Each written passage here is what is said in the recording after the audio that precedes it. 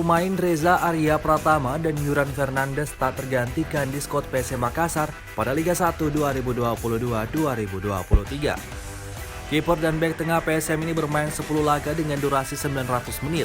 Artinya, kedua pemain ini selalu bermain full di setiap laga.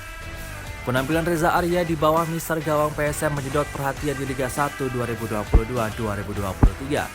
Kiper kelahiran Makassar tampil impresif hingga pekan ke-10 Liga 1.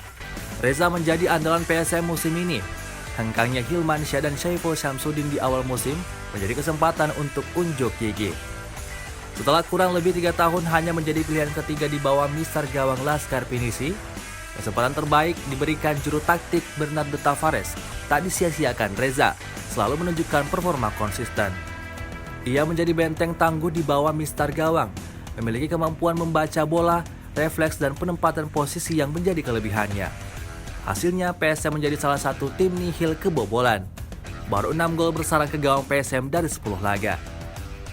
4 diantaranya gawang Reza tak kebobolan sama sekali. Kiper nomor punggung 30 ini telah dicatatkan 17 penyelamatan gemilang. Sementara catatan tak kalah mentereng ditorehkan Yuran Fernandes. Pemain 27 tahun ini menjadi komando lini pertahanan.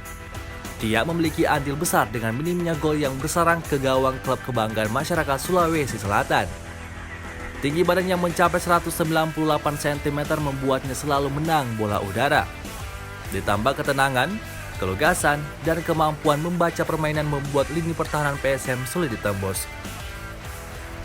Tercatat 13 tackle berhasil dicatatkan, 40 kali memotong serangan lawan dan 39 kali sapuan.